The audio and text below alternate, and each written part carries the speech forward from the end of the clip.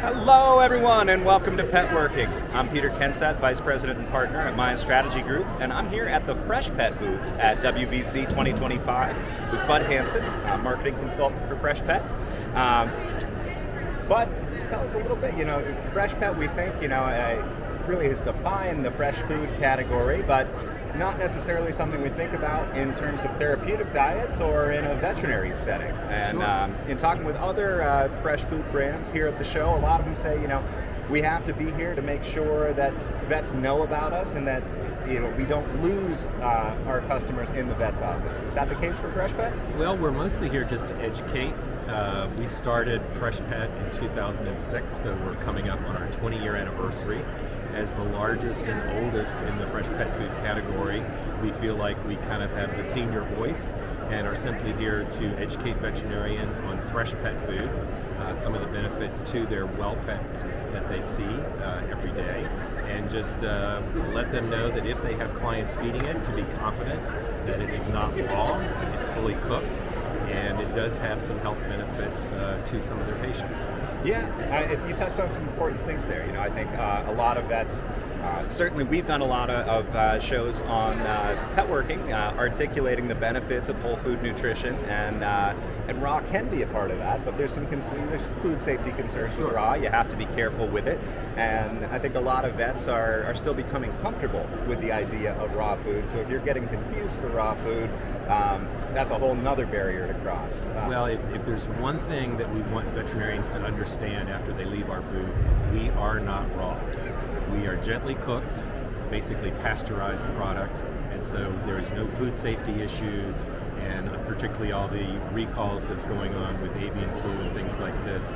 Just let them know that we are a fully cooked product and totally safe to feed to their pets and handling issues with their family, etc. Yeah, and I imagine once you get that message across to the vets, you also mentioned the gently cooked and the added nutrition benefits that you can get from a gently cooked fresh diet. There's greater nutrition that's held in the food, higher levels of bioavailability, higher nutrient counts.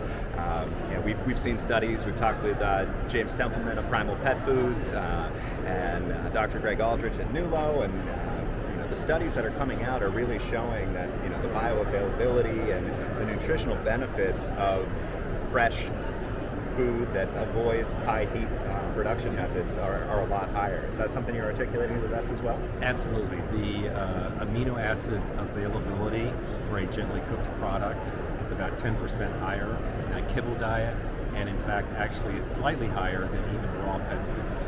So you would think that the more you cook it, the less available it becomes, but also on the other extreme, it's actually slightly more available to the pet in terms of digestibility and availability of nutrients than a raw chicken-based product. Right. Yeah, you start to get that Maillard reaction.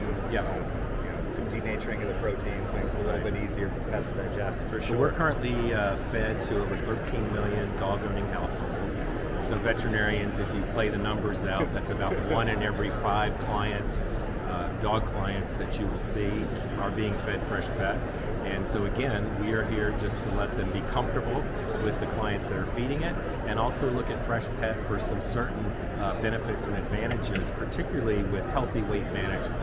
If you think of kibble, the one thing kibble is really good at is putting a lot of energy and calories in a small amount of food. And as we know, a lot of clients would feed to the bowl versus feeding to stated guidelines for calorie consumption.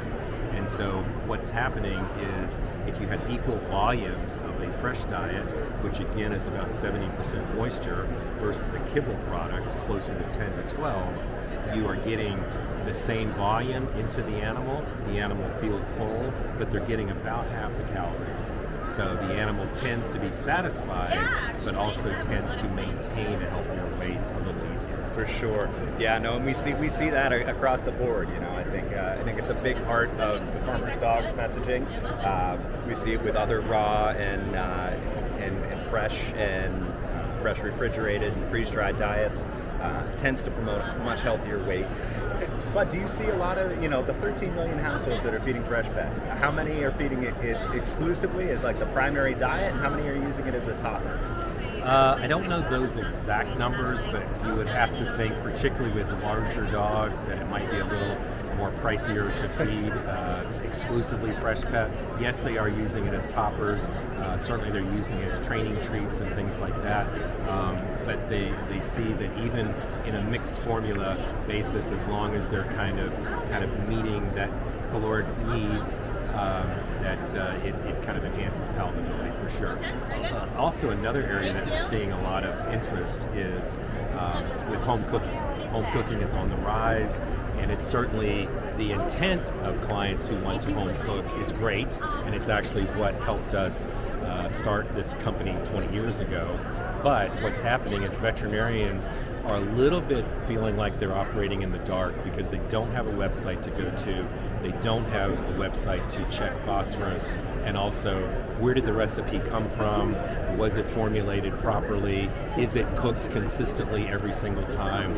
And so for clients that are trending towards home cooking, and veterinarians aren't super comfortable with that, they're offering Freshpet as a complete and balanced alternative that they can trust and also know that it's consistent every single time, formulated according to AVCO guidelines and things like that. That's interesting. So you're seeing vets actually recommend this as an alternative to home cooking. Yeah, particularly if they're not super comfortable with the recipes.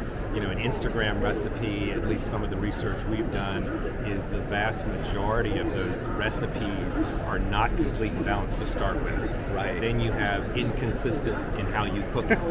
You know, pork was on sale this week, so I substituted it for turkey.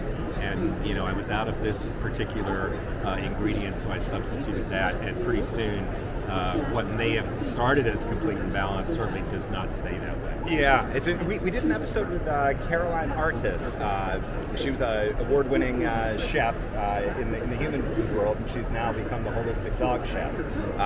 And so she works with a board-certified veterinary nutritionist to develop her recipes and does in-home cooking for clients in the LA area. And she posts some of the recipes on Instagram and things like that. But I can certainly see where things can get lost in translation there. And if you're substituting, and you mentioned, AVCO, is that, I would assume, a lot of vets rely on AVCO guidelines and AVCO certifications and testing to feel comfortable in making those recommendations. And really, AVCO is a bit of a misunderstanding sometimes because AVCO doesn't really approve anything. They state guidelines for nutrient parameters, minimums and maximums, and then they also state protocols for feeding trials. So when brands talk about AVCO approved, what really they're saying is the formulation meets the nutritional profiles and AVCO parameters for minimums and maximums. And also, we have actually fed these products to dogs, given the protocols stated by AVCO for feeding trials and things like that. And then AVCO states certain things for approving products for growth, maintenance, etc. Now, Bud, when we were talking yesterday, you mentioned, you have 34 or 36 million refrigerators, and we have a picture of the refrigerators behind you. You mentioned it's not our goal to have another 34 million refrigerators in vet offices. You're just trying to make them comfortable with the idea that, how of the percentage of vets that you're interacting with, how many are, seeing this as, okay, I can recommend Freshpet as an alternative to home cooking versus, okay, we've made a vet comfortable enough that if one of the 13 million households that's feeding Freshpet comes into our office, we're not going to tell them, hey, no, you shouldn't be feeding that. How would you characterize that split? Do you have a lot of advocates in the clinic, or do you feel like you're kind of working to play more to a draw with kibble at these shows? Well, I think they're seeing a lot of clients that are feeding it and very happy with it, so that's good. And their patients that they're seeing are also doing very well on the product, so that's a plus. They have heard about us. The awareness is high, and that's due to a lot of traditional TV advertising and things like that. So they've heard about Freshpet, but they really don't know about Freshpet. Misconceptions that we're raw could not be further from the truth. We are gently cooked, pasteurized essentially, and so that makes them feel a lot better, particularly in the days of avian flu and recalls and things like that. So they definitely are a bit suspicious about raw diets now, and so just that fact helps them. but also, they're looking at Freshpet for certain medical conditions. And again, even though this is a well-pet diet, we do have products for the senior dogs, such as healthy aging. Okay, our products come in two forms: the rolls, which tend to look like this, and our shredded meals, which tend to look like this. And so something like this is about as close as you can come to home cooking, but be complete and balanced, very consistent, every single package, and from a trustworthy source. That's all we do. We make pet food, okay?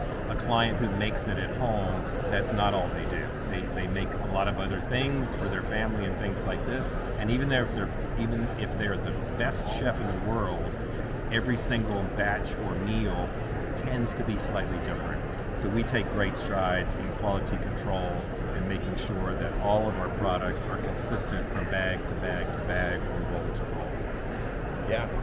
I mean, you have you do all your own manufacturing? Yes.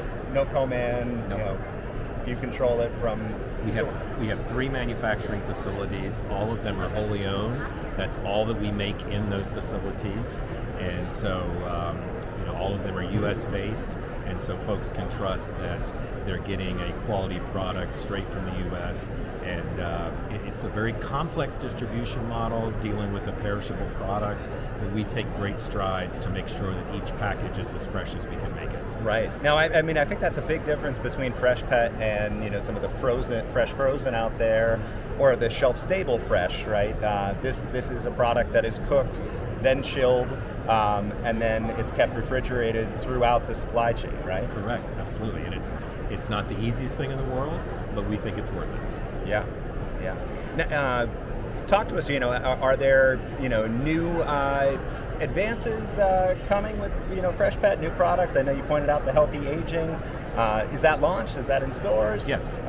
Yes, we have healthy aging. We've also got, and again, this is a complete line for healthy pets, but we are starting to see some conditions that we can help manage, particularly with the senior pets.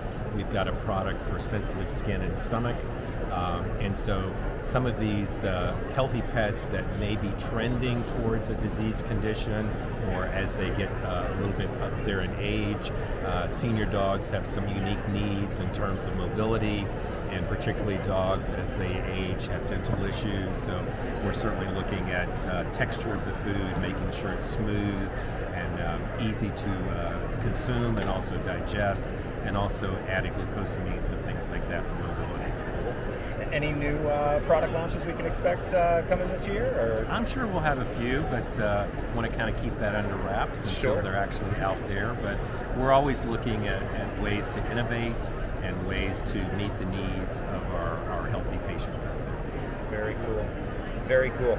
Well, it's great to see Freshpet here. As Bud mentioned, the oldest fresh food manufacturer that's out there, celebrating almost 20 years since 2006, and here, doing some veterinary education at WVC and trying to bring fresh diets more in line with veterinary recommendations. And it's great to see. I think there's huge nutritional benefits for pets that are going to result out of this, and we appreciate you guys being here. Awesome. Well, thanks so much, Bud. Thanks so much, Peter. This is Peter Kenseth with Petworking, signing off.